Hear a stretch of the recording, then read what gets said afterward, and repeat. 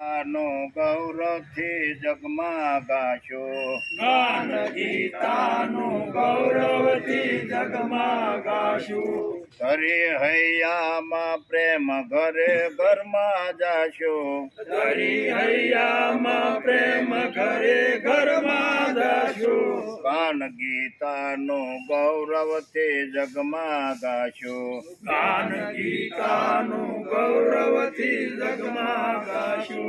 ગીતા ગોવિંદ તણીસ શાસ્ત્ર જીવન કેરો, ગીતા ગોવિંદ તણીસ શાસ્ત્ર જીવન કેરું. રાજમાર્ગ બતાવ્યો છે જે જીવન કેરો, રાજમાર્ગ બતાવ્યો છે જે જીવન કેરું.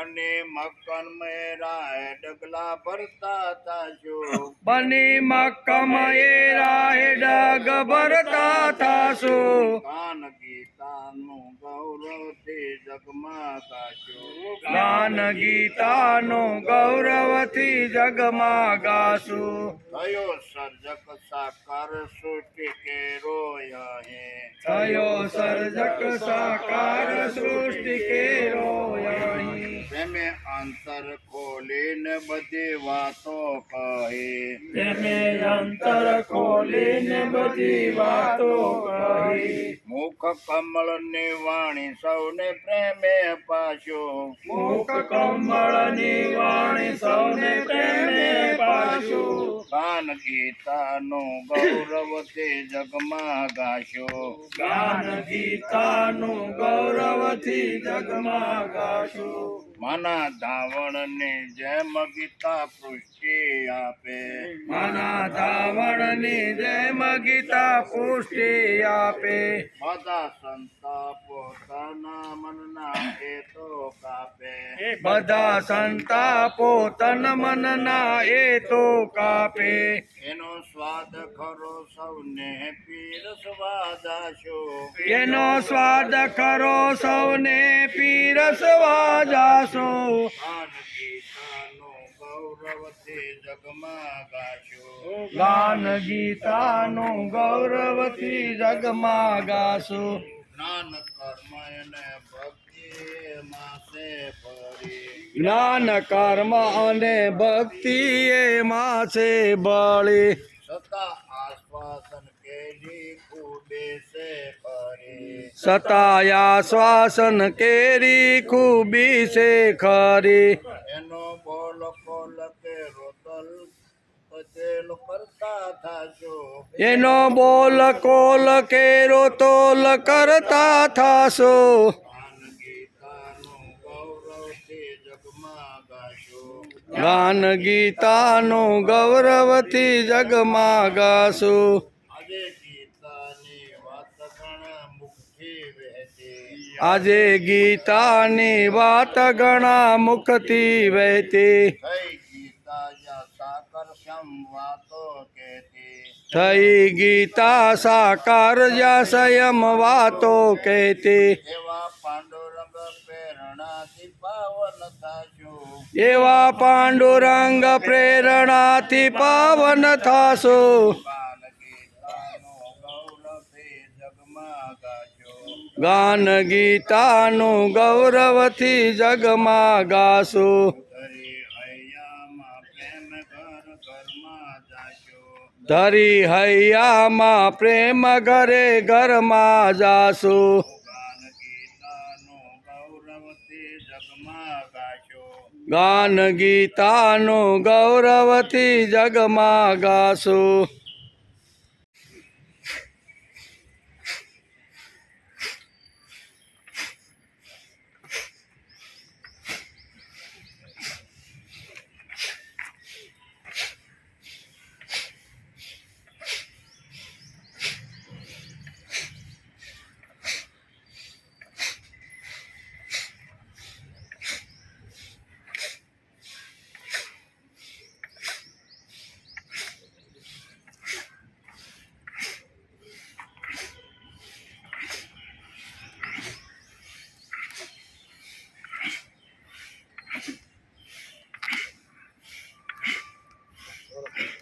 અરે વાહ વાહ.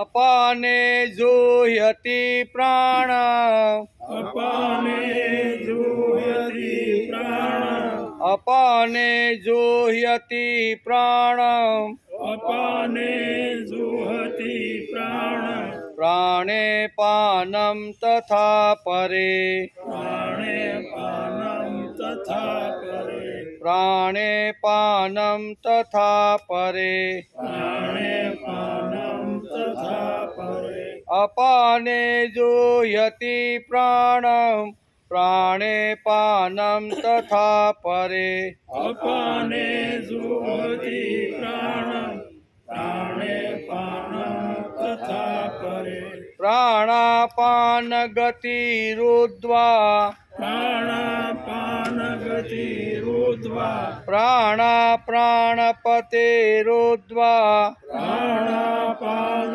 ગતિરુદ્ધ્વા પ્રાણાયામ પરાયણા પ્રાણાયામ પરાયણા પ્રાણાયામ પરાયણા પ્રાણાયામ પરાયણા પ્રાણાપાન ગતિરુદ્ધ્વા પ્રાણાયામ પરાયણા પ્રાણાપાન ગતિરુદ્ધ્વા પ્રાણાયામ પરાયણા અપાને જુહ્યતિ પ્રાણમ પ્રાણે પાનમ તથા પરે પ્રાણાપાન ગતિરુદ્ધ્વા પ્રાણાયામ પરાયણા અપાને જુહ્યતિ પ્રાણમ પ્રાણે પાનમ તથા પરે પ્રાણાપાન ગતિરુદ્ધ્વા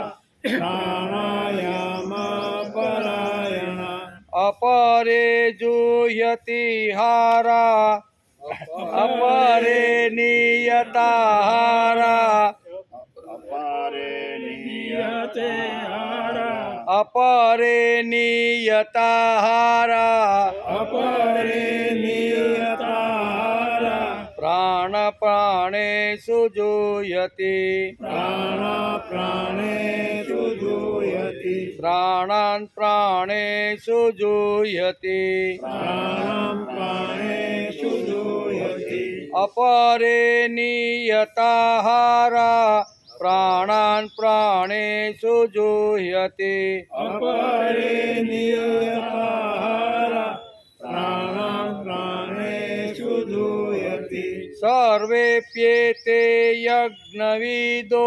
સર્વેપ્યેતે યજ્ઞવિદો સર્વેપ્યેતે યજ્ઞવિદો સર્વેપ્યેતે યજ્ઞવિદો યજ્ઞક્ષપિતકલ્મષા યજ્ઞક્ષપિતકલ્મષા યજ્ઞક્ષપિતકલ્મષા યજ્ઞક્ષપિતકલ્મષા સર્વેપ્યેતે યજ્ઞવિદો યજ્ઞક્ષપિતકલ્મષા સર્વેપ્યેતે યજ્ઞવિદો યજ્ઞક્ષપિતકલ્મષા અપરે નિયતાહારા પ્રાણાન પ્રાણેષુ જુહ્યતિ સર્વેપ્યેતે યજ્ઞવિદો યજ્ઞક્ષિપતકલ્મષા અપરે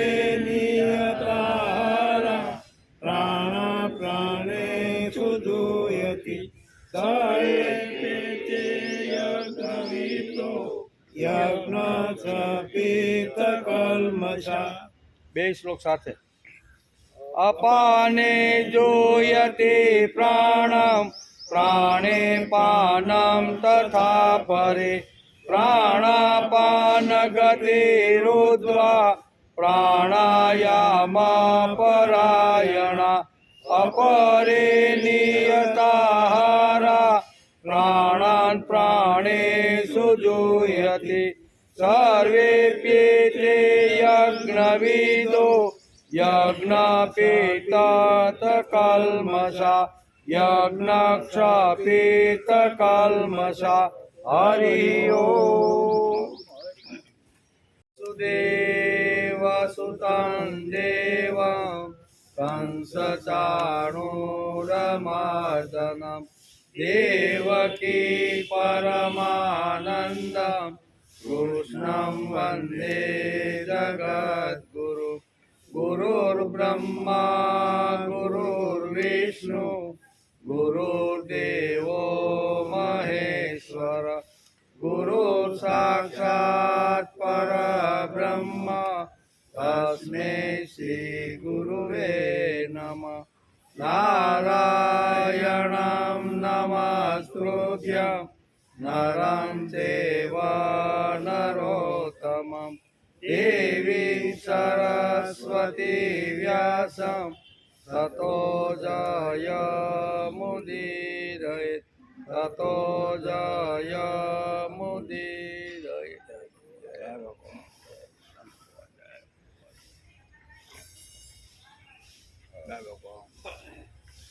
अपाने जोयति प्राणं प्राणे पानं तथा परे प्राणापानगतिरुद्ध्वा प्राणायामपरायणा।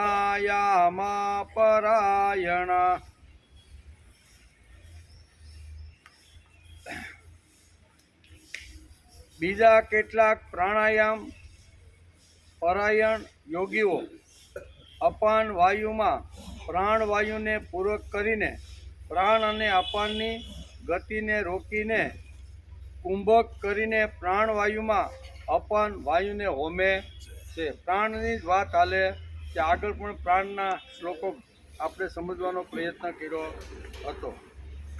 આજે શ્રીમદ ભગવદ્ ગીતા ચિંતન શરૂ થયું એનો 238મો દિવસ.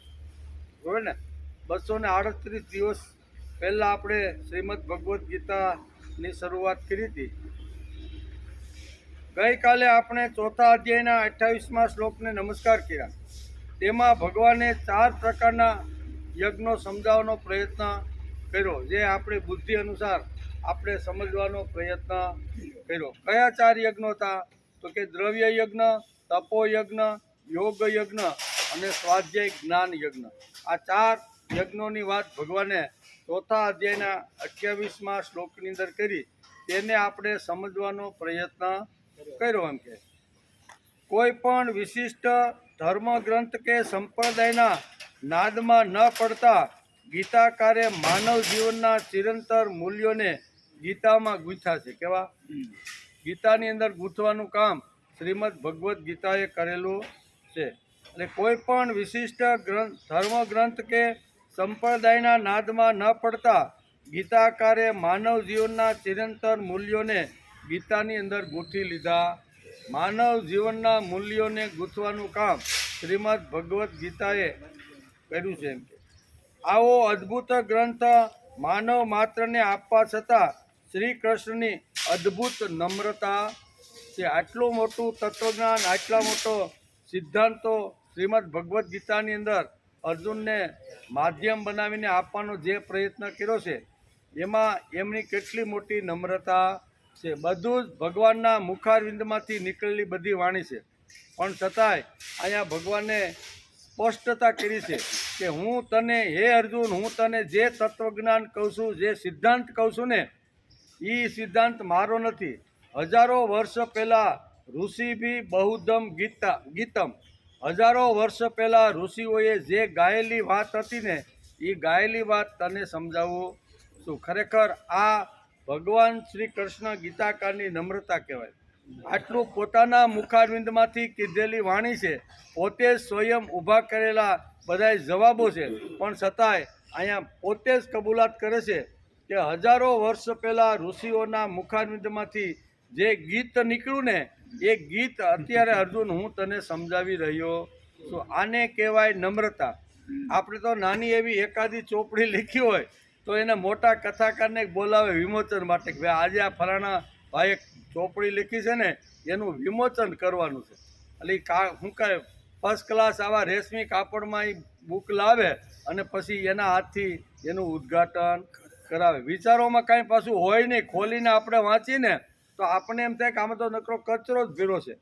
આટલું આજે ભગવાનના મુખારવિંદમાંથી નીકળેલી વાણી હોવા છતાં પણ ભગવાને પોતાની નમ્રતા દાખવી છે. આમાં મારું કાંઈ નથી, એમ શું કે છે, મારું કાંઈ નથી. આ તો કીધેલી વાતો ઋષિઓ છે ને, એ અત્યારે હું અર્જુન તને કહી રહ્યો છું. તેથી આવો અદ્ભુત ગ્રંથ માનવ માત્રને આપવા છતાં શ્રી કૃષ્ણની અદ્ભુત કેટલી નમ્રતા છે. આ નમ્રતા આપણે કૃષ્ણના જીવનમાંથી શીખવા જેવી છે. ભગવાન સ્વમુખે કહે છે કે આમાં મારું કોઈ પણ મૌલિક નથી. તે કહે છે કે ઋષિભી બહુધા ગીતમ, ઋષિઓએ જે અનેક પ્રકારે જે ગાયું છે ને, તે અર્જુન હું તને ફરી વારંવાર કહી રહ્યો. હું ફરી અને વારંવાર ઋષિઓએ ગાયેલી જે વાતો છે ને, એ હું તને કહી રહ્યો છું. ભગવાનની આ નમ્રતા પર પ્રસન્ન થઈ ગયેલા શ્રીમદ આદ્ય શંકરાચાર્ય એક સ્તોત્રમાં ભગવાન શ્રી કૃષ્ણને માટે મેઘ સુંદરમ કરીને આદ્યગુરુ શંકરાચાર્ય અહીંયા ભગવાનની વાણીને બિરદાવી છે. આદ્યગુરુ શંકરાચાર્ય થઈ ગયા, એમણે પણ પોતાના સ્તોત્રની અંદર ભગવાનની આવી નમ્રતા, ભગવાનનો આવો વિવેક, ભગવાનની આવી વિશેષતા જોઈને અહીંયા શંકરાચાર્ય પણ કહે છે કે મેઘ સુંદરમ કહીને એક સ્તોત્રમાં ભગવાનનું વર્ણન કરે છે. ખેંચીને નિર્માણ થતા મેઘનું પાણી ભલે તેનું પોતાનું ન હોય, પણ મીઠાશ તો એ પોતાની જ છે, બરોબર ને. સમુદ્રમાં આપણે બધાને ખબર છે કે 45-48 ડિગ્રી જ્યારે સૂર્ય તપતો હોય અને સમુદ્રમાંથી એ સૂર્યના કિરણો પાણી ખેંચે, વરાળ થાય, વરાળમાંથી વાદળ બંધાય, અને વાદળ બંધાય એટલે જેઠ મહિનાની અંદર ધરતી ઉપર એ વરસવાની શરૂઆત કરે છે. તેથી કહે છે, તેથી સમુદ્રમાંથી પાણી ખેંચીને નિર્માણ થતા મેઘનું પાણી ભલે પોતાનું ન હોય, પણ મીઠાશ તો એની પોતાની જ છે, બરાબર ને. પાણી કદાચ એનું ન હોય, પાણી તો બીજા સમુદ્રમાંથી એને શોષી લીધું છે, બરાબર, પણ મીઠાશ તો એની પોતાની છે. તેવી જ રીતે કદાચ જ્ઞાન કાં તો વિચાર મૌલિક ન હોય તો પણ ગીતાનું જે આગવું માધુર્ય છે તે કૃષ્ણ ભગવાનનું પોતાનું જ છે. પણ છતાં આટલી નમ્રતા દાખવીને કહે છે કે આમાં મારું કાંઈ નથી. આ નમ્રતા દાખવી છે. શ્રી કૃષ્ણના મુખારવિંદમાંથી નીકળેલું આ અમૃત ગીત અનેકોના જીવનમાં સંગીત નિર્માણ કરે. અનેક લોકોના જીવનની અંદર આ ભગવાન કૃષ્ણના મુખારવિંદમાંથી નીકળેલું જે સંગીત છે, એ વાણી છે ને, એ હજારો લોકોને આવી રીતના જીવનો આપવાનું કામ કરે છે. એટલે કે શ્રી કૃષ્ણના મુખારવિંદમાંથી નીકળેલું આ અમૃત ગીત અનેકોના જીવનમાં સંગીત નિર્માણ કરે છે. નિષ્પ્રાણ લોકોમાં પ્રાણ પૂરે છે. ભગવાન શ્રી કૃષ્ણના મુખારવિંદમાંથી નીકળેલી જે વાણી છે ને, એ વાણી માણસના જીવનમાં પ્રાણ પૂરવાનું કામ કરે છે. માણસના જીવનમાં પ્રાણ પૂરે છે અને મૃત જીવન કરતાં જીવંત મૃત્યુ શ્રેષ્ઠ છે. એ વાત શ્રીમદ ભગવદ્ ગીતા આપણને સમજાવે. લાંબુ કદાચ 100 વર્ષ જીવીએ અને કાંઈ કર્યું જ ન હોય 100 વર્ષ સુધી, તો એ લાંબુ જીવવાનો કોઈ અર્થ નથી. ભલે ટૂંકું જીવન હોય, પણ ટૂંકા જીવનમાં પણ કાંઈક સમાજને, રાષ્ટ્રને અથવા કંઈક કરીને જાય તો એની કિંમત છે. તેથી અહીં કહે છે, મૃત જીવન કરતાં જીવંત મૃત્યુ ખૂબ જ સારું છે, બરાબર ને. 16 વર્ષનો લવર મુસિયો અભિમાન્યુ કુરુક્ષેત્રના મેદાનની અંદર ધર્મના રક્ષણ માટે તેણે પોતાનું બલિદાન આપી દીધું. આજે 16 વર્ષની ઉંમરે શહીદ થયેલા અભિમાન્યુને ઇતિહાસના પાનાની અંદર અમર થઈ ગયા. ઘણા લોકો 100 વર્ષ જીવે, 110 વર્ષ જીવે, પણ જીવેને કર્યું હું તો કે ખાવો પીવો અને મજા કરો, રહ્યો, એના સિવાય જગતમાં કાંઈ છે. આવું જો જીવન હોય તો એ કદાચ 100 વર્ષ જીવન જીવે તો એને મૃત જીવન કહેવાય છે. તેથી મૃત જીવનની અંદર જીવંત પૂરવાનું કામ શ્રીમદ ભગવદ્ ગીતા કરે છે. તેથી નિષ્પ્રાણ લોકોમાં પ્રાણ પૂરે છે અને મૃત જીવન કરતાં જીવંત મૃત્યુ શ્રેષ્ઠ છે. એ વાતની માનવ માત્રને પ્રતિ શ્રીમદ ભગવદ્ ગીતા દ્વારા થઈ રહી છે. તેથી જ આપણે એનો ઘણા સમયથી અભ્યાસ કરતા રહેલા છીએ. તેથી જ ભગવાન શ્રી કૃષ્ણે ચોથા અધ્યાયના શ્લોકમાં સ્પષ્ટતા કરી અને યજ્ઞનું સ્વરૂપ સમજાવ્યું છે. ફક્ત સ્વાહા એટલે યજ્ઞ નહીં, પણ યજ્ઞનું રૂપ ભગવાન કૃષ્ણએ બદલી નાખ્યું છે. તેથી યજ્ઞનો વિચાર આપણે ઘણા સમયથી કરતા રહીએ. 24 થી 32 શ્લોક સુધી ભગવાને આ ચોથા અધ્યાયના અહીંયા શરૂઆત કરી છે. એનો વિચાર આપણે કરતા રહેલા છીએ. તેથી યજ્ઞનું ખૂબ જ મહત્ત્વ છે. એનો અર્થ એવો થયો, આટલું બધું મહત્ત્વ છે, તેથી ભગવાનને આટલા બધા શ્લોકની અંદર 2 અધ્યાય આગળ પણ ઘણું યજ્ઞનું વર્ણન આવવાનું છે. તેથી આ શ્લોકની અંદર ભગવાને સ્પષ્ટતા કરી છે.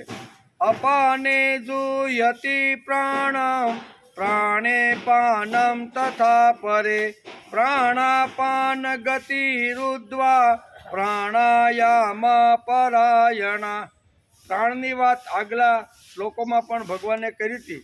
ફરીથી ભગવાન અહીંયા પ્રાણની વાત કરવાનો પ્રયત્ન કરે છે. બીજા કેટલાક યોગીજનો અપાન વાયુમાં પ્રાણવાયુને હોમે છે, તેમજ અન્ય યોગીજનો પ્રાણવાયુમાં અપાન વાયુને હોમે છે. તેથી પ્રાણનું મહત્ત્વ ભગવાને બહુ સ્પષ્ટ રીતે સમજાવવાનો પ્રયત્ન કર્યો છે. એમાં પહેલી જ વાત આવે છે, અપાને જુહ્યતિ પ્રાણમ.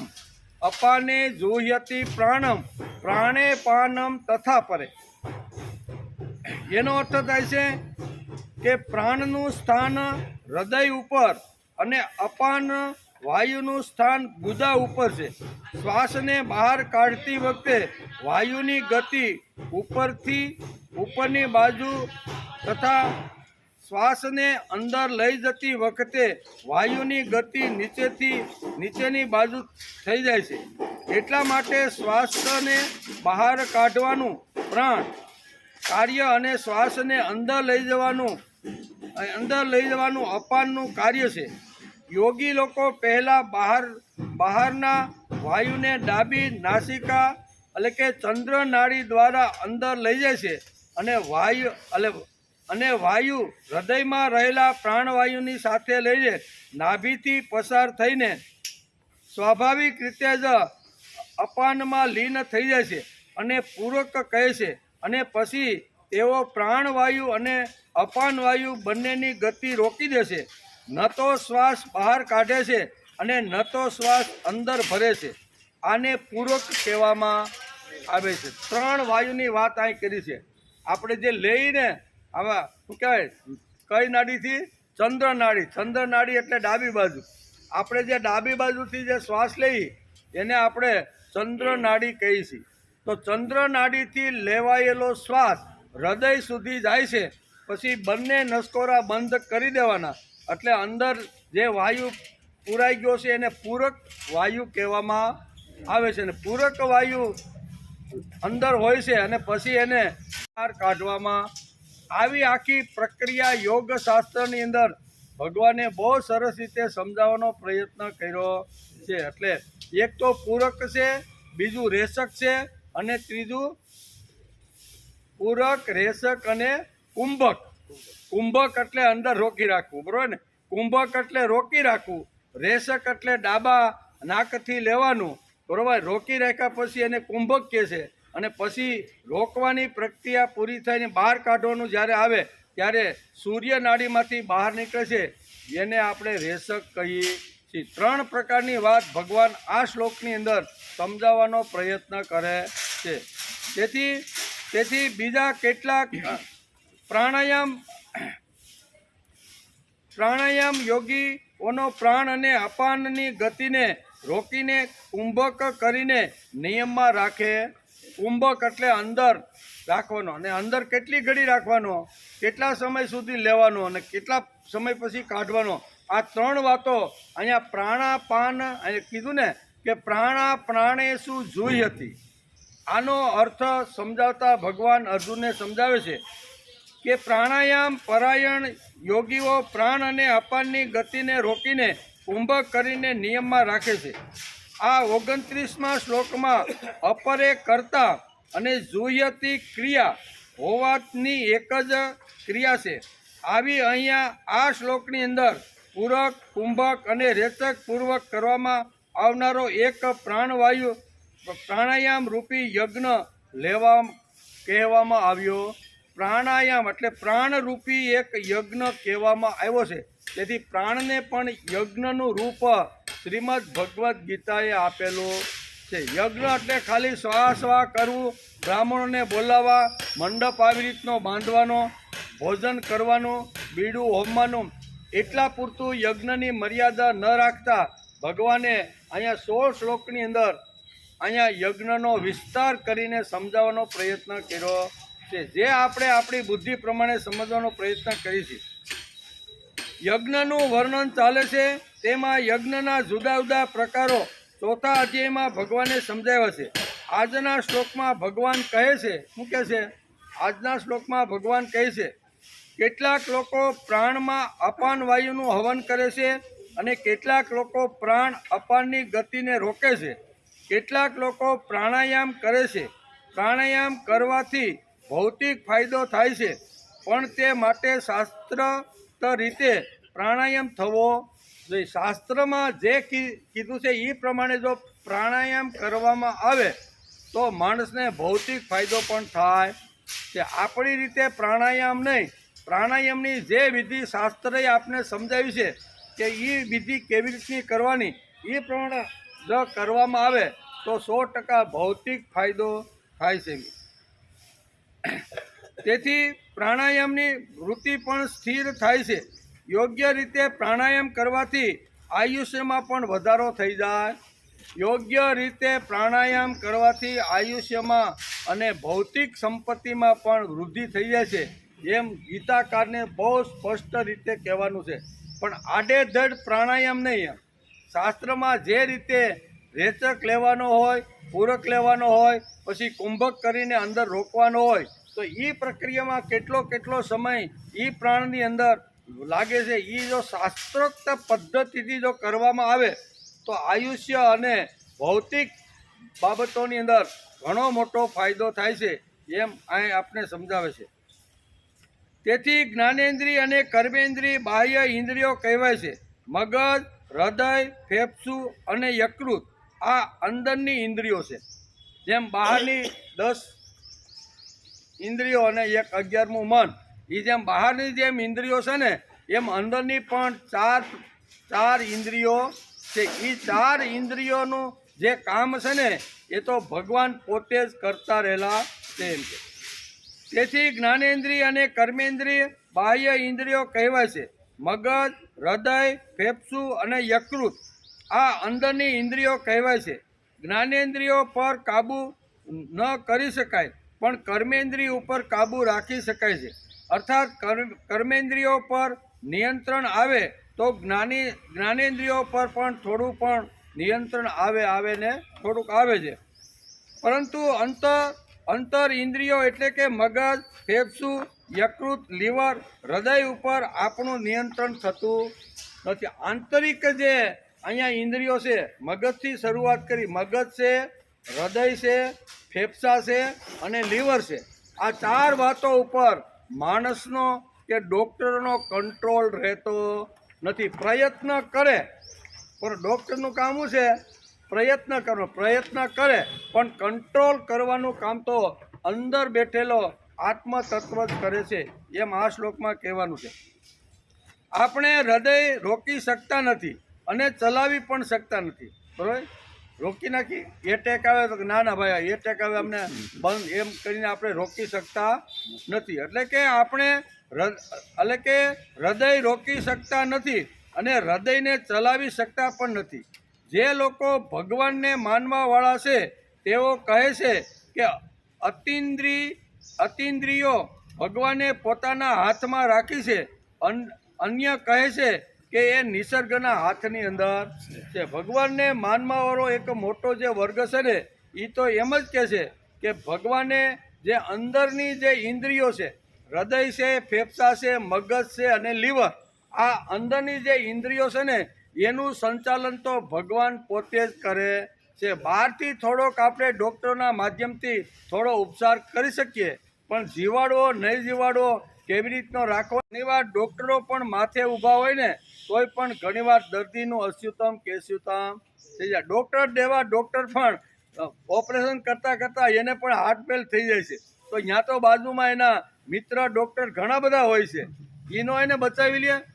એટલે અહીંયા કહે છે કે આ 4 જે અંતર ઇન્દ્રિયો જે છે ને, એ અંતર ઇન્દ્રિયોનું સંચાલન ભગવાન પોતે જ કરતા રહેલા છે. માણસ થોડુંક ઠીકઠાક કરે, દવાખાને લઈ જાય, થોડી દવા આપીને આમ તેમ કરી અને થોડુંક હલનચલન કરાવે, પણ જીવાડવું અને મારવું જે છે ને એ તો ભગવાને પોતાના હાથની અંદર રાખ્યું છે.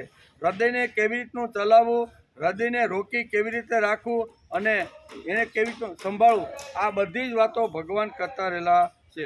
તેથી આપણે શરીર વિજ્ઞાન શાસ્ત્રનો અભ્યાસ કરશું તો ધ્યાનમાં આવશે કે અંદરની ઇન્દ્રિયોનું નિયંત્રણ ભગવાને આપણા હાથમાં નથી રાખ્યું. અંદરની ઇન્દ્રિયો, બહારની ઇન્દ્રિયનો સંયમ આપણે રાખી શકીએ.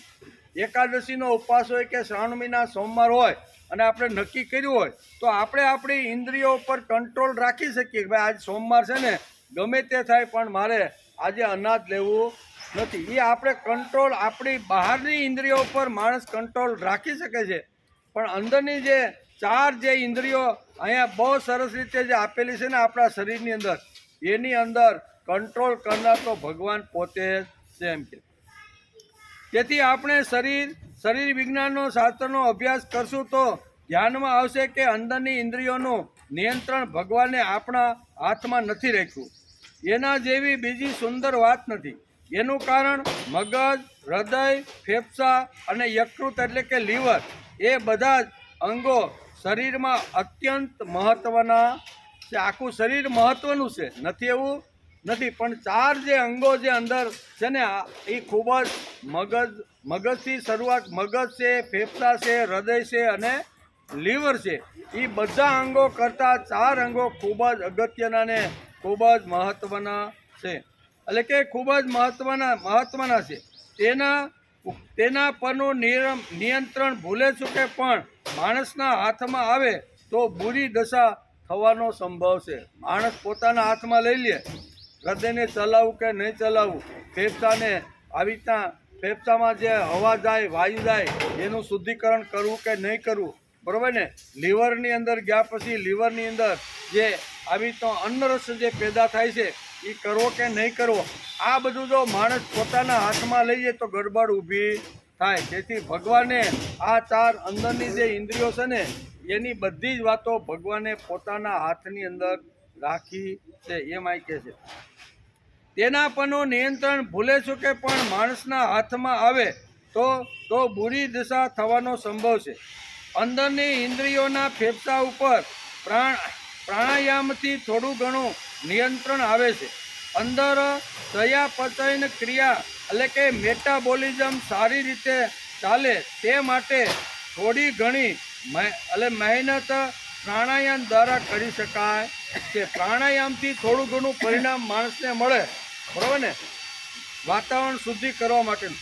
પરંતુ હૃદય, ફેફસા, મગજ અને યકૃત ઉપર કંઈ કરી શકાય તેમ નથી. યકૃત, લીવર ઉપર આપણું નિયંત્રણ નહીં અને તેના ઉપર દવા પણ નહીં. આવું કંઈક ભગવાને શરીરની અંદરની એટલે ઇન્દ્રિયો, મગજ, હૃદય, ફેફસા, લીવર, ડૉક્ટર તેના ઉપર પ્રયત્ન કરે પણ લીવર બગડે તો બહુ જ તકલીફ. થોડો ઘણો પ્રયત્ન કરીને ઠીકઠાક કરવાનો પ્રયત્ન કરે પણ લાંબા સમય સુધી ટકાવવું એ ડૉક્ટરના હાથમાં કે માણસના હાથમાં નથી. તેથી ભગવાને એવું લીવર બનાવ્યું છે કે તેમાં જોઈએ તેના કરતાં 8 ગણી શક્તિ ભગવાને લીવરની અંદર મૂકી દીધી. કેટલી? 70 કે 80 વર્ષ સુધી લીવરમાંથી મળેલી જે શક્તિ છે ને એનો માણસ 80 વર્ષ ઉપયોગ કરે છે કે એના કરતાં લીવરની અંદર, અહીં ડૉક્ટરો પણ આવું જ કહે છે. આજના ડૉક્ટરને પૂછો તમે તો ડૉક્ટરો પણ આપણે આ વાત શરીર વિજ્ઞાનની અંદરની કહે છે કે 8 ગણી શક્તિ ભગવાને લીવરની અંદર જે જીવન દરમિયાન જોઈ એના કરતાં 8 ગણી શક્તિ ભગવાને આ લીવરની અંદર ભગવાને મૂકી દીધી. એટલે લીવરનો 8મો ભાગ પણ કામ કરતો હોય ત્યાં સુધી શરીર ચાલે અને માણસ જીવી શકે. 8 ગણી શક્તિ જોઈ એના કરતાં ભગવાને રાખી દીધી. બને ત્યાં સુધી લીવર બગડે નહીં અને તે થોડું ઘણું મંદ થાય, લીવર પર આપણું નિયંત્રણ નહીં તેમ ડૉક્ટરોના હાથમાં પણ નહીં. હૃદિ પ્રાણ ગુદેયાન સમાન નાભિમંડલે ઉદાન કંઠ દેશસ્થ વ્યાન સર્વ શરીરગ.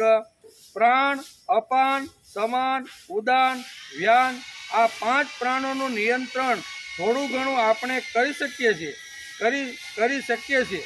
વ્યાન વાયુ આપણા આખા શરીરમાં ફરતો રહેલો છે. પંચ પ્રાણની જે વાત આપણે આગળના શ્લોકમાં પણ ભગવાને આ જ વાત આપણે કીધી હતી. આ શ્લોકની અંદર પણ પ્રાણની વાત કહીને ફરીથી ભગવાન આ પ્રાણે પાનમ તથા કરીને આ એક પ્રાણનું યજ્ઞનું વર્ણન ભગવાન કરે છે.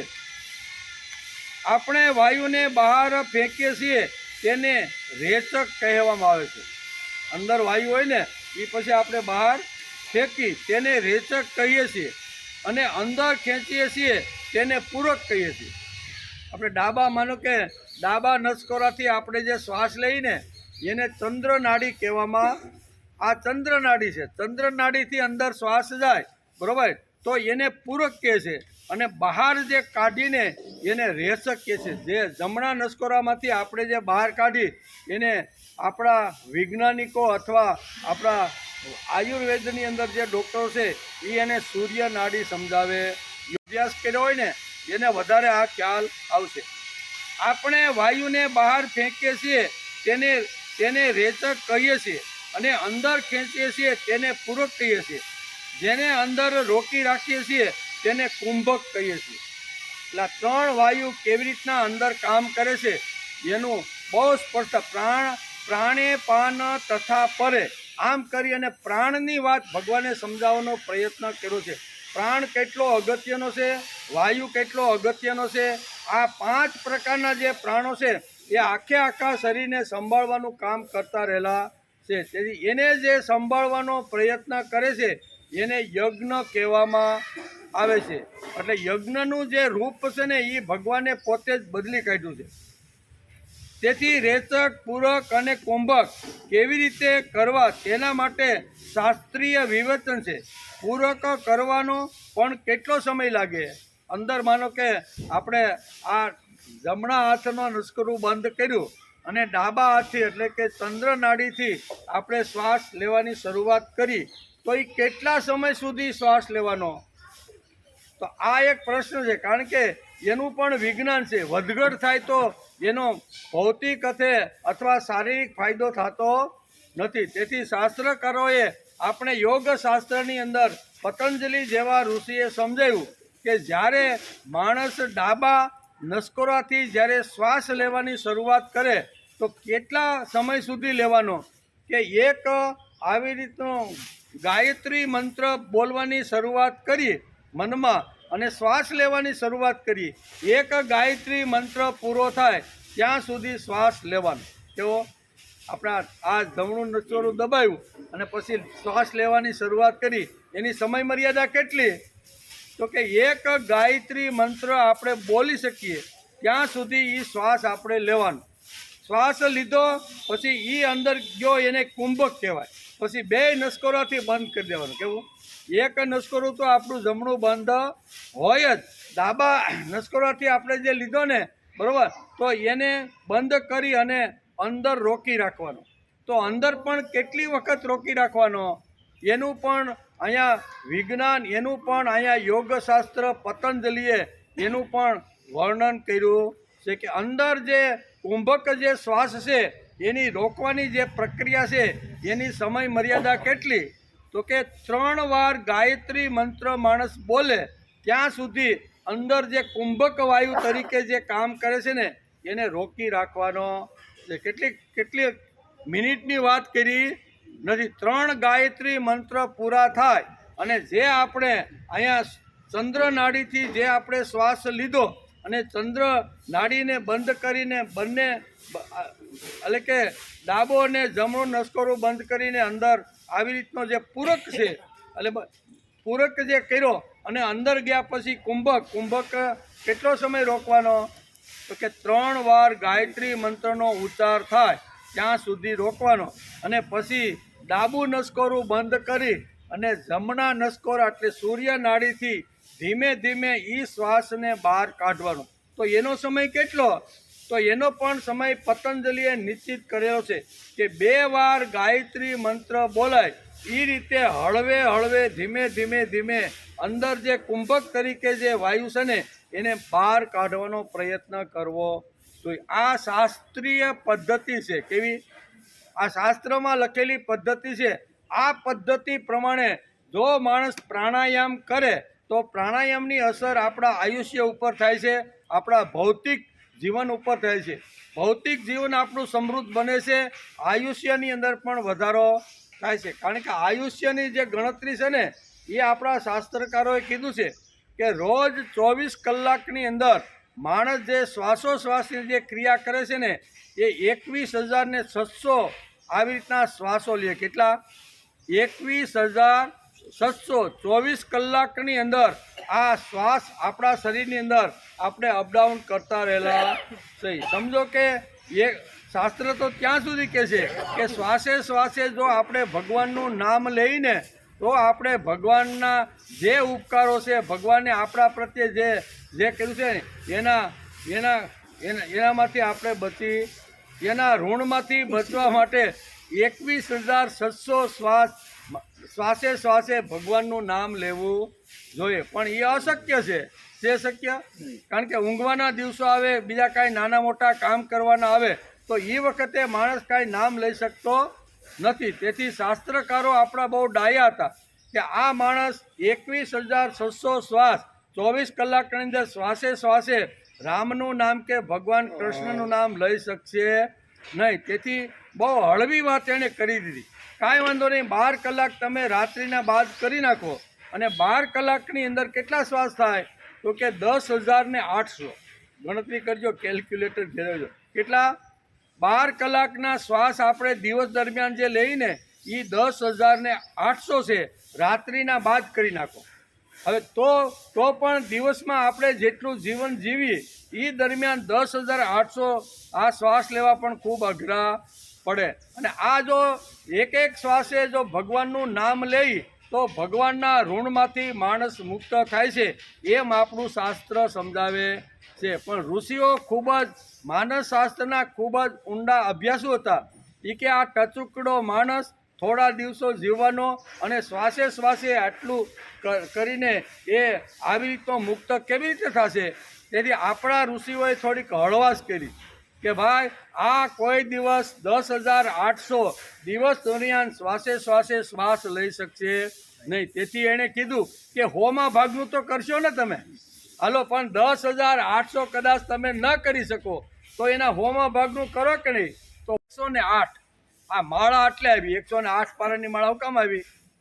આ બધું શાસ્ત્રમાં બહુ પરફેક્ટ સિદ્ધાંતો શાસ્ત્રકારોએ ઋષિઓએ લખી રાખેલા છે કે કળયુગનો માણસ એના ભગવાનના ઋણમાંથી મુક્ત કોઈ દિવસ થઈ શકવાનો નથી. તેથી રાત્રે અથવા સવારે શાંતિથી પથારીમાં બેસી અને એક માળા 108 પારાની એક માળા જો ભગવાનની જો ફેરવીએ ને તો 21,600 નામ લીધા છે ને એમ આપણા ઋષિઓ કહે કે આ માન્ય અમે કરેલું છે. તેથી માળા આવી ને 107 પારા નહીં, 106 નહીં, 109 નહીં. તમે કોઈ પણ માળા જે ફેરવતો હોય છે ને એને પૂછજો ને કે ભાઈ 108 શા માટે? તો કે એ તો ખબર નહીં, અમારા ગુરુ મહારાજે કીધું છે કે એક માળા ફેરવવાની. એમ કરીને ગુરુ મહારાજે આવી રીતની માળા આપી હોય અને એ માળા આપણે ફેરવતા રહેલા છે. પણ એનું સાયન્સ, એનું જે તત્વજ્ઞાન છે એની પાછળનો જે માનસશાસ્ત્રીય જે ઋષિઓએ જે વિચાર કરેલો છે ને એ વિચાર આ છે કે 108 એટલે આવ્યા. પછી કોઈ એક માળા ફેરવે, કોઈ 2 માળા ફેરવે, કોઈ 3 માળા ફેરવે, પણ એક ફેરવે એટલે 21,600 વખત પ્રભુનું સ્મરણ થઈ ગયું. એવું આપણા ઋષિઓને શાસ્ત્રકારોએ એક વચ્ચેનો રસ્તો કાઢીને માનવને થોડીક હળવી ભક્તિ થાય ને એ સમજાવવાનો પ્રયત્ન કર્યો. તેથી અહીંયા કહે છે કે એક તો પૂરક છે, એટલે શ્વાસને આપણે અંદર લઈ જાય એને પૂરક કહે છે. અંદર રોકી રાખી 2 નાકને બંધ કરી એને આપણે કુંભક કહીએ છીએ. અને ધીમે ધીમે ધીમે 3 ગાયત્રી મંત્ર બોલતા બોલતા પૂરા થાય ત્યારે હળવે હળવે એ જે અંદર પૂરાયેલો જે કુંભક શ્વાસ છે એને આપણે જમણા નાકથી બહાર કાઢી છે. એને આપણે શું કહીએ છીએ રેચક, રેચક એટલે બહાર કાઢવો, પૂરક એટલે અંદર, અને કુંભક એટલે પુરાઈ ગયેલો છે. આપણી હળવી ભાષામાં કેવું હોય તો આ પ્રકારના અહીંયા બહુ શબ્દ પ્રાણે પાનમ શબ્દ વાપર્યો છે. કેવો? એટલે પ્રાણાપાન યજ્ઞ શા માટે છે? તો કે એ યજ્ઞનું રૂપ ભગવાને આ જગતની અંદર બદલી નાખ્યું છે. ખાલી સ્વાહ સ્વાહ કરવું એ પૂરતો યજ્ઞ નથી. પ્રાણાયામ જો સમજી અને શાસ્ત્રોક્ત પદ્ધતિ પ્રમાણે જો રોજ માણસ અડધો કલાક પોણો કલાક જો કરે ને તો એનો પ્રાણનો યજ્ઞ થઈ જાય છે. એમ આપણા અહીંયા શ્રીમદ ભગવદ્ ગીતાને કહેવાનું છે. પ્રાણ પણ યજ્ઞ બની શકે છે. કેવી રીતે? તો એને શાસ્ત્રોક્ત પદ્ધતિથી યોગ્ય સમયે યોગ્ય જગ્યાએ અને યોગ્ય રીતે જો કરવામાં આવે તો એ પણ આપણો યજ્ઞ થઈ જાય છે. એમ ભગવાને અપાને જોયતી પ્રાણમ આમ કહીને પ્રાણને એક યજ્ઞનું રૂપ આ શ્લોકની અંદર ભગવાને આપી દીધું છે. પછી આગળ કહે છે કે રોચક, પૂરક, કુંભક કેવી રીતે કરવા તેના માટેની શાસ્ત્રીય પદ્ધતિ આપણે સમજવાનો પ્રયત્ન કર્યો. એમ કે એક વખત ગાયત્રી મંત્ર બોલો ત્યાં સુધી પૂરક કરો, અને પછી રેચક ગાયત્રી મંત્ર 2 વાર બોલાય ત્યાં સુધી રેચક, અથવા ભગવાનના 8 નામ બોલાય. કદાચ ગાયત્રી મંત્ર ન આવડતો હોય તો શું કરવાનું? તો અહીં 2 પ્રકારના ઉકેલો આપણા શાસ્ત્રકારોએ આપ્યા છે. જે વખતે આપણે અહીંયા કહેવાય ચંદ્ર નાડીથી આપણે જ્યારે પૂરક શ્વાસ લઈએ છીએ એ વખતે ગાયત્રી મંત્ર 1 બોલવાનો હોય છે. ઘણા કે ભાઈ અમે તો અભણ છીએ, અમને ગાયત્રી મંત્ર કાંઈ આવડતો નથી, તો એને શું કરવાનું? તો ઋષિઓએ કીધું કે 4 વખત ભગવાનનું નામ લે ત્યાં સુધી શ્વાસને અંદર લેવાનો, અને 4 વાર ભગવાનનું નામ લેવાઈ જાય પછી ડાબા અહીંયા નસકોરાને બંધ કરી દેવાના. પછી અંદર કેટલો સમય રાખવાનો? એ કહેવાય ગાયત્રી મંત્ર તો 3 અમને આવડતા નથી, તો એને કીધું કે 16 વખત ભગવાન રામ, કૃષ્ણ કે શિવનું તમે 16 વખત નામ લ્યો ત્યાં સુધી અંદર એને વાયુને પૂરી રાખવાનો, પ્રાણને પૂરી રાખવાનો. અને 16 નામ પૂરા થાય પછી ધીમે ધીમે હળવે જ્યારે આપણે બહાર કાઢી ત્યારે પણ 2 ગાયત્રી મંત્ર બોલવાના હોય છે. પણ ગાયત્રી મંત્ર કદાચ ન આવડતો હોય તો 8 વાર ભગવાનનું નામ લઈ અને હળવે જમણા નસકોરામાંથી આપણે એ પ્રાણને છોડવાનો હોય છે. આટલી સરળ સીધી વાત ભગવાને બહુ સરસ રીતે સમજાવવાનો પ્રયત્ન કર્યો છે. તેથી જ એને યજ્ઞનું રૂપ આપી દીધું. અહીં કીધું ને કે અપાતે જોયતી પ્રાણમ પ્રાણે પાનમ તથા પરે. આ પ્રાણને પણ અહીંયા ભગવાન શ્રી કૃષ્ણે એક યજ્ઞનું માધ્યમ બનાવી અને અહીંયા આ શ્લોકની અંદર પ્રાણને પણ યજ્ઞ સમજવાનો પ્રયત્ન કર્યો. પાણીનો ટાઈમ થઈ ગયો, બરોબર ને? શબ્દ, સ્પર્શ, રૂપ, રસ, ગંધ, એક વિષયની અંદર માણસ જો સપડાઈ જતો હોય, બરોબર, તો 5 વિષય જેની પાસે હોય એની શું હાલત થાય, બરોબર ને? હરણ છે, 5 વિષયનો શું દિશા થાય એ આપણે સમજવાનો પ્રયત્ન કરવો જોઈએ. આપણે વાત આલે છે અપાને જોયતી પ્રાણમ પ્રાણે પાન તથા પરે પ્રાણાપાન ગતિ રુદ્વા પ્રાણાયામ પરાયણ. એટલે અહીંયા પ્રાણાયામ પરાયણનો વિચાર આજે આપણે કરતા રહ્યા છીએ. એમાં 3 પ્રકારના પૂરક, રેચક અને કુંભક, આ 3ને કેવી રીતે રોકવાના, કેવી રીતે બહાર કાઢવાના અને કેટલા સમયમાં કાઢવાના એ બધું આપણા પતંજલિ ઋષિએ બહુ સરસ રીતે યોગશાસ્ત્રની અંદર સમજાવવાનો પ્રયત્ન કર્યો છે. ભગવાને પણ આ ટૂંકની અંદર આ પ્રાણાપાન એક યજ્ઞ છે અને યજ્ઞનું રૂપ પણ આ પ્રાણને આપી દીધું છે. એ આપણે સમજવાનો પ્રયત્ન કરીએ છીએ. આમ પ્રાણાયામમાં પૂરક, રેચક અને કુંભકની આવશ્યકતા લાગે છે. તેથી શાસ્ત્રીય રીતે સમજીને પ્રાણાયામ કરવો જોઈએ. પ્રાણાયામ અયોગ્ય થાય તો તેની મગજ તંતુઓ ઉપર અવળી અસર પડે. ખોટી રીતે જો પ્રાણાયામ થાય તો એના મગજ ઉપર ઘણીવાર અસર થાય છે.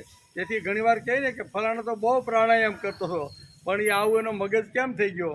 પણ એમાં કંઈક ત્રુટિ રહી જાય છે, કંઈક ભૂલ થઈ જાય છે અને એને હિસાબે જો ખોટા પ્રાણાયામ થાય તો માણસના મગજ ઉપર અસર કરે છે. તેથી શાસ્ત્રને પૂછીને, યોગ શાસ્ત્રને પૂછીને, પતંજલિના યોગ દર્શનને વાંચી અથવા એના જે અનુભવી હોય એને પૂછીને એની પાસેનું વિજ્ઞાન આપણે સમજીને પછી આપણે કરવાની શરૂઆત કરવી જોઈએ.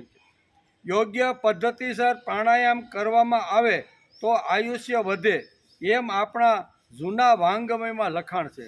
જૂના વાંગમય આપણે વાંચીને તો એની અંદર લખાણ છે કે યોગ્ય રીતે, યોગ્ય સમયે, યોગ્ય જગ્યાએ જો પ્રાણાયામ કરવામાં આવે તો આયુષ્યની અંદર વધારો થાય છે.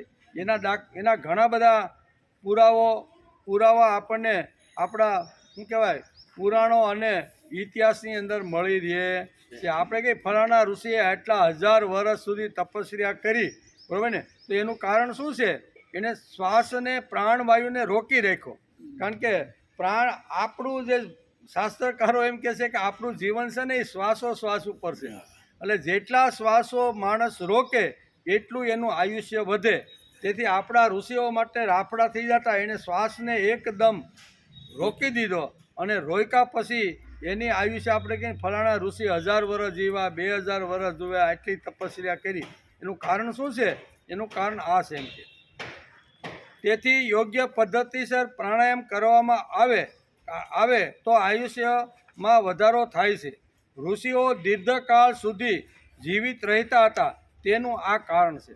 લાંબા કાળ સુધી આપણા ઋષિઓ બધા જીવા છે એવું પુરાણોમાં ઘણી જગ્યાએ આપણે વર્ણન વાંચવા મળે છે.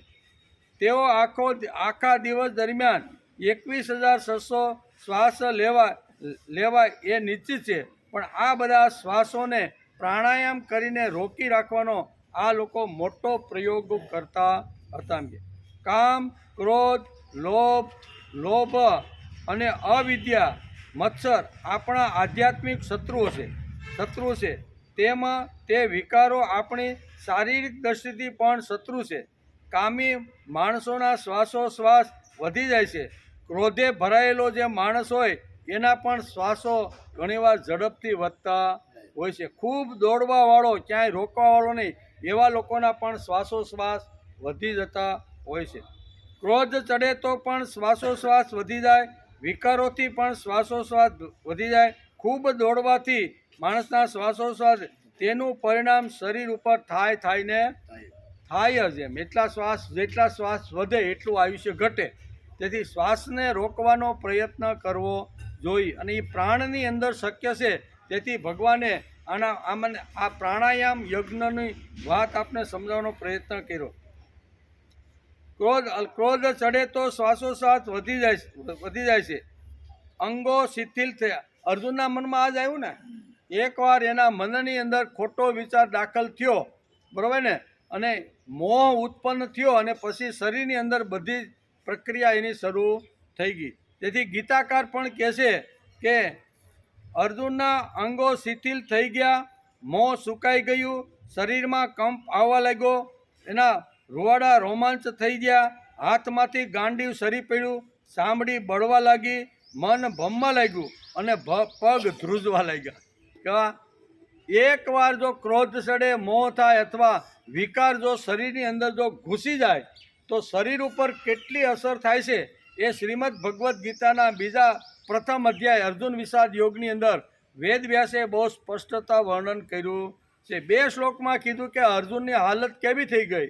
આખી ધરતીને ધ્રુજાવનાર જે અર્જુન હતો ને, ખાલી ટંકાર કરે ને તો શત્રુઓના હાડા ગગડી જાય. અને એ આપણે જોયું કે જે વખતે અહીંયા અલગ અલગ પ્રકારના શંખો કુરુક્ષેત્રના મેદાનમાં અલગ અલગ લોકોએ ફૂંકાય અને એમાં જે અર્જુનને ગાંડીવનો ટંકાર કર્યો અને શંખ જ્યારે ફૂંક્યો ને ત્યારે કૌરવોના હાડા ગગડી ગયા એવું એક શ્લોકની અંદર વર્ણન કરવામાં.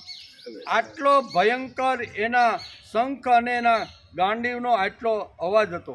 કહેવાનો અર્થ કે આટલો શક્તિશાળી, આટલો બળવાન, આટલો શૂરવીર અને પણ છતાંય એ અહીંયા ધ્રુજી ગયો અથવા ચામડી બળવા લાગી, મોઢામાંથી પાણી સુકાઈ ગયું, બરાબર, ધરતી ધ્રુજવા લાગી, આવી અનુભૂતિ એને થવા લાગી. એનું કારણ શું છે?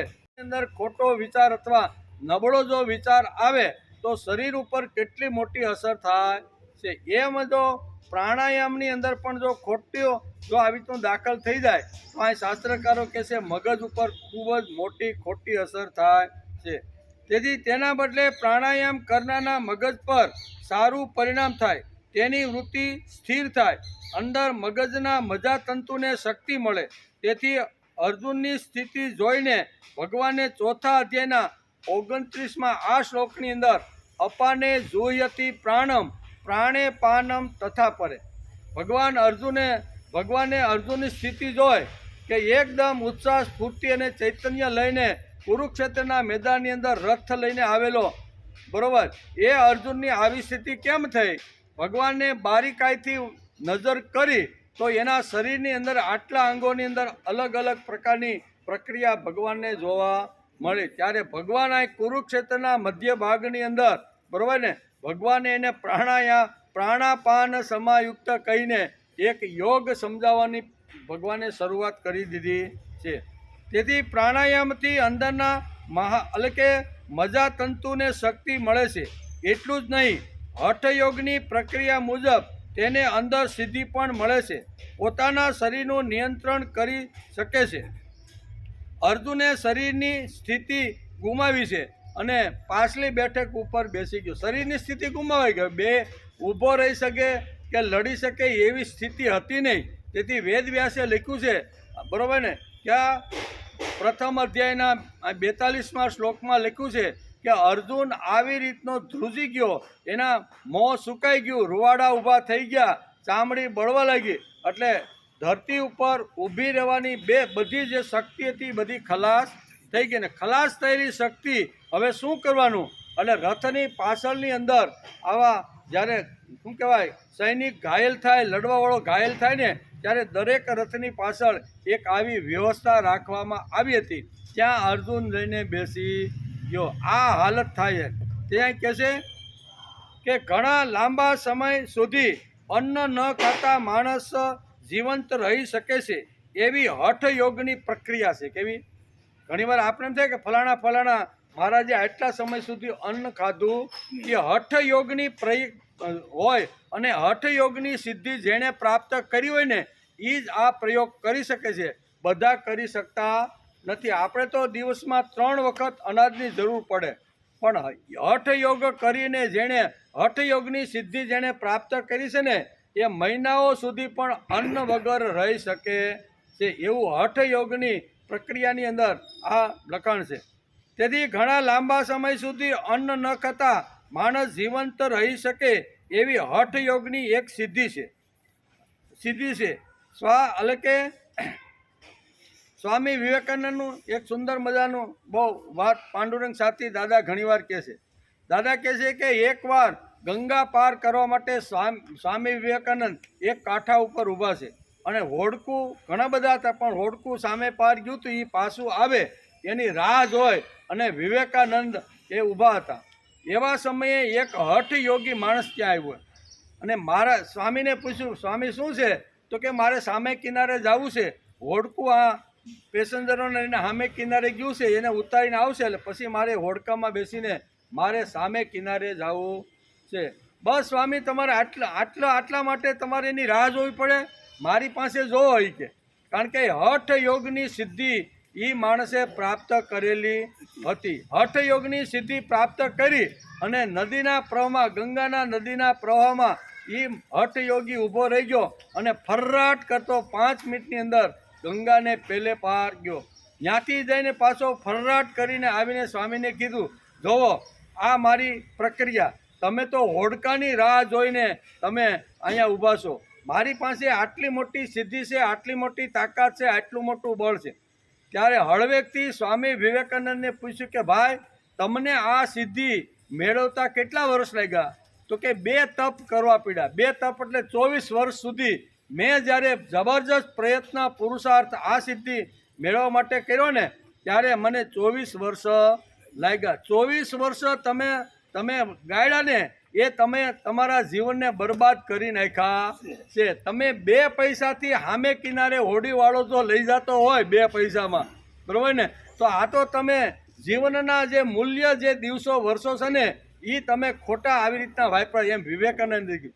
આ વાત સાંભળીને આ હઠ યોગીને થયું કે આ તો ગુરુ ગણાવવા જેવા છે, એનો શું કહેવાય શિષ્ય બની ગયો. એમ કેવો, કારણ હઠયોગની પ્રતિક આટલી જ છે, પણ એની સિદ્ધિ અથવા એના માટે ખૂબ જ મહેનતને લાંબા કાળ સુધી પ્રયત્ન કરવો પડે. તો એટલા જ વર્ષો જિંદગીના ચાલ્યા જાય. અહીંયા વિવેકાનંદ કે 24 વર્ષ સુધી ભક્તિ માર્ગમાં જો તમે સાધના કરી હોત ને તો તમારું જીવન ક્યાંનો કાંઈ અત્યારે પહોંચી ગયું હોત. બે પૈસાની હોડી જો તમને સામે કાંઠે લઈ જાય, 2 પૈસા આપો, એ કાળના છે, 150 વર્ષ પહેલાંની વાત છે.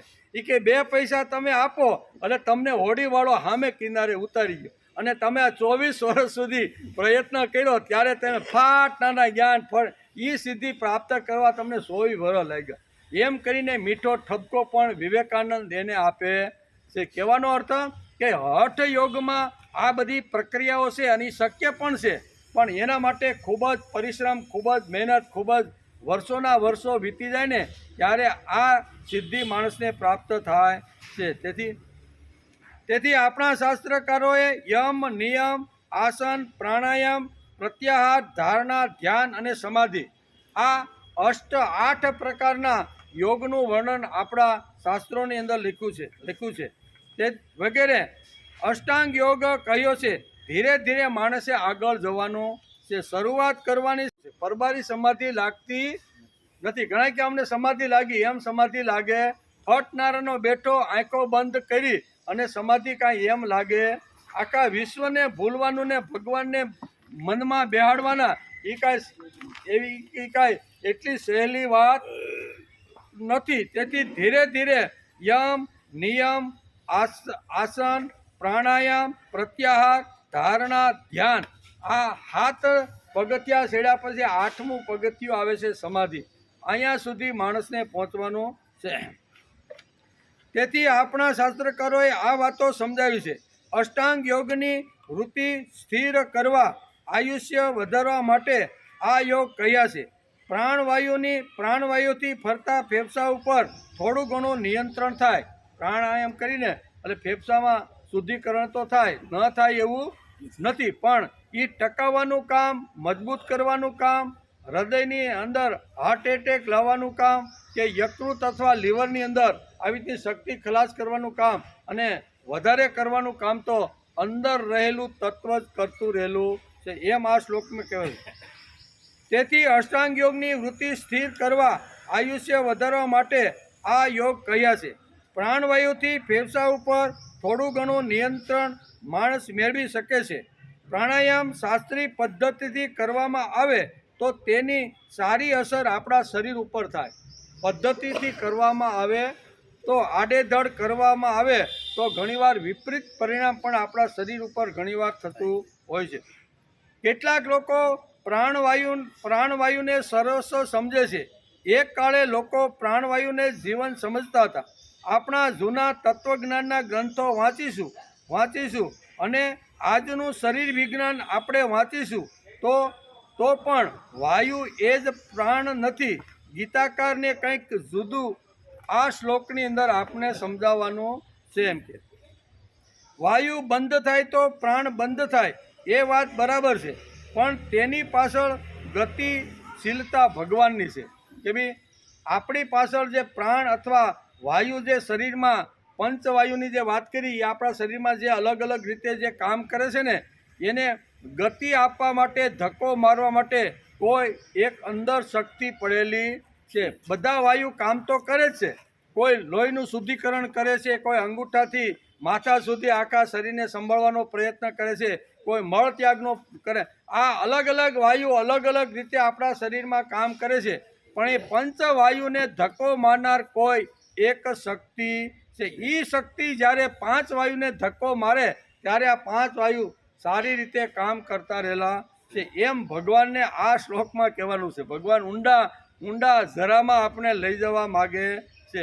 વાયુ બંધ થાય, પ્રાણ બંધ થાય, એ વાત બરાબર છે, પણ તેની પાછળ ગતિશીલતા છે. એ ગતિશીલતાથી જ લિંગ દેહને બીજા જન્મમાં લઈ જાય છે. માણસનું મૃત્યુ થાય એટલે એક દેહમાંથી બીજા દેહમાં લઈ જવાનું કામ આ શક્તિ પૂરી પાડે છે. તેથી ગીતાના 9મા અધ્યાયના 18મા શ્લોકમાં પણ આગળ ભગવાને આ જ વાત સમજાવી છે. ગતિર્ભર્તા પ્રભુ સાક્ષી નિવાસ શરણ સુરત પ્રભવ પ્રલય સ્થાનમ નિધાનમ બીજમ હવ્ય. ભગવાને પણ આગળના 9મા શ્લોકની અંદર પણ આ જ વાત આગળ સમજાવી છે કે આપણા શરીરની અંદર જે કાંઈ મહત્ત્વના અંગો જે છે ને, અંદર રહેલી જે શક્તિઓ, એ શક્તિઓને કોઈ ધક્કો મારનાર કોઈ આવી રીતની એક જબરદસ્ત શક્તિ કામ કરતી રહેલી છે. બધા જ અંગો કામ ક્યારે કરે તો કે કોઈ પાછળ ધક્કો મારે તો, એમ કહેવાનું છે. તેથી પરમ પદ સ્વરૂપ પરમ ગતિ ભરણ પોષણ કરનાર, સૌના સ્વામી, શુભ અશુભ જોનાર, સૌનું કલ્યાણ કરનાર, બધાને શરણ આપનાર, પ્રત્યાહાર કરાવનાર, ઈચ્છા વિના મદદ કરનાર. આપણે ઘણીવાર ઈચ્છા ન કરી, મહેનત ન કરી તો પણ ભગવાન સવારે આવીને આપણે ઉઠાડે કે નહીં, એ આપણી ઈચ્છા નથી, પણ ભગવાન આવીને આ બધું કરે છે. સૌની ઉત્પત્તિ, પ્રલયનો હેતુ, સ્થિતિનો આધાર, નિદાન તેમજ અવિનાશી કારણ પ્રભુ એક જ છે, જે આપણે ગતિ આપનાર શક્તિ છે. એ ગતિસ્તંભ એમ શંકરાચાર્ય પણ પોતાના સ્તોત્રની અંદર આપણા હાથ છે, પગ છે, એમ જેમ બહારની ઇન્દ્રિયો છે તેમ અંદરની ઇન્દ્રિયો છે. મગજ એ અંદરની ઇન્દ્રિય છે, ફેફસા એ અંદરની ઇન્દ્રિય છે, યકૃત એટલે આપણે જેને કહીએ છીએ ને લીવર, એ લીવર પણ અંદરની શક્તિ છે. આ બધી શક્તિ, આ બધા ઇન્દ્રિયો તો અંદર છે જ, પણ એ બધી ઇન્દ્રિયોને ધક્કો મારનાર કોઈ એક અજ્ઞાત શક્તિ આપણા શરીરમાં કામ કરતી રહેલી, એ જો શક્તિ ધક્કો મારે તો જ આપણું શારીરિક બંધારણ અને શારીરિક હાલવા ચાલવા બોલવાનું જે કાંઈ પ્રક્રિયાઓ છે ને, એ અંદર રહેલી શક્તિ જ્યારે ધક્કો મારે ત્યારે જ એ ક્રિયાઓ આપણી શરૂ થાય છે. તેથી આદ્યગુરુ શંકરાચાર્ય પણ પોતાના સ્તોત્રમાં લખ્યું છે કે આપણા બધાની ગતિ આપનાર કોઈ એક શક્તિ છે. તેથી શંકરાચાર્ય પણ કહે છે કે વિવાદે વિષાદે પ્રમાદે પ્રવાસે જલે ચાનલે પર્વતે શત્રુ મધ્યે અરણ્યે શરણ્યે સદા મામ પ્રપાઈ ગતિસ્ત્વમ તમે કા ભવાની. હે મા ભવાની, એક તું મારી ગતિ છો. તું જ્યારે ધક્કો મારે છે ત્યારે હું બોલું છું, તું જ્યારે ધક્કો મારે છે ને ત્યારે મારું પાચન થાય છે, તું જ્યારે ધક્કો મારે છે ને ત્યારે જ હું સારી રીતે સાંભળી શકું છું, તું જ્યારે ધક્કો મારે છે ત્યારે હું ખોરાક ખાઈ શકું છું. આ બધી જે પ્રક્રિયાઓ થતી રહેલી છે એની પાછળ ગતિસ્ત્વમ તમે કા ભવાની. વિવાદમાં હોય, વિષાદમાં હોય, પર્વતની મધ્યમાં હોય, ફસાઈ ગયેલો હોય, ચારે બાજુથી શત્રુએ મને ઘેરી લીધો હોય, એવા સમયે હે મા જગદંબા, તું એક જ મારો આધાર, તું એક જ મારી ગતિ છો. બીજી એમ આદ્યગુરુ શંકરાચાર્ય પણ આ જ વાત આપને સમજાવે છે. હે ભવાની, શરણાગતિ, વિવાદ, વિષાદ, પ્રમાદ, પ્રવાસ, જળ, અગ્નિ, પર્વત, શત્રુ, વન સર્વની વચ્ચે સદાય મારું રક્ષણ કરજે. શું કહે છે?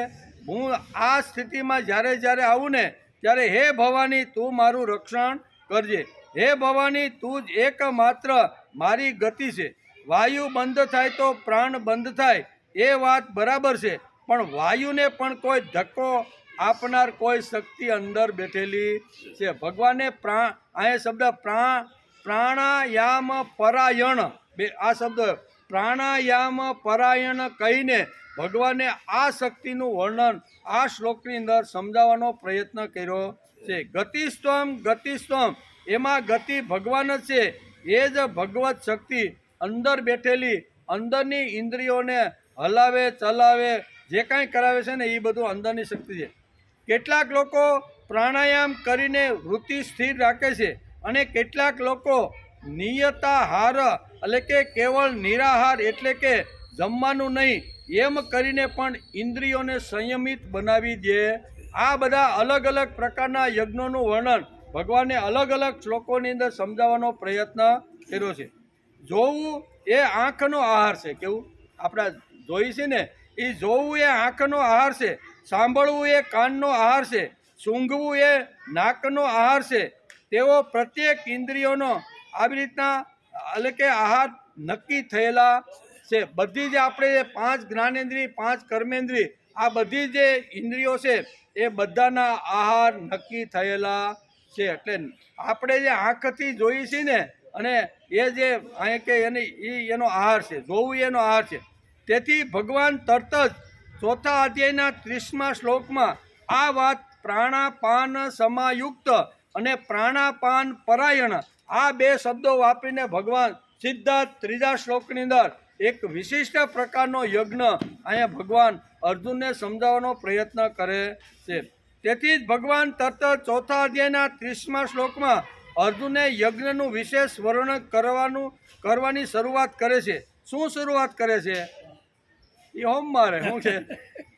અપરે નિયતાહારમ ભગવાને શરૂઆત કીધી. 3જા શું કહેવાય 4થા અધ્યાયના 30મા શ્લોકમાં ભગવાને જબરદસ્ત આ પ્રાણાયામ પરાયણ પ્રાણ પણ એક યજ્ઞ છે એવું સંક્ષિપ્તમાં સમજાવીને ભગવાને આગળ 30મા શ્લોકમાં ભગવાન કહે છે કે અપરે નિયતાહાર પ્રાણાન પ્રાણેશુ જુયતિ. બરાબર, અહીંયા પ્રત્યાહાર એટલે કે નિરાહારની વાત અહીં ભગવાને સમજાવી છે. યોગ્ય આહાર, પૌષ્ટિક આહાર, શરીરને પાચન થાય એવી રીતનો આહાર જો માણસ લેવાનો પ્રયત્ન કરે તો ગીતાકારે અહીંયા કીધું નિરાહારા એ પણ આપણો યજ્ઞ બની જાય છે. પણ આ નિરાહારને યજ્ઞ જો બનાવવાનો હોય તો એના માટે થોડોક વિચાર કરવો પડે, અભ્યાસ કરવો પડે, થોડુંક મનન કરવું પડે, ચિંતન કરવું પડે.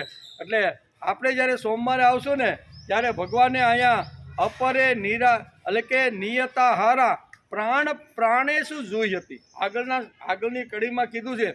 પછી કે સર્વેપ્ય યજ્ઞવિદો યજ્ઞ શબ્દનું ખૂબ જ મહત્ત્વ આ શ્લોકની અંદર સમજાવવાનો પ્રયત્ન કર્યો છે. પણ આપણો ટાઈમ પૂરો થઈ ગયો. આપણે હવે શનિ રવિ રજા, સોમવારે આપણે આવશું.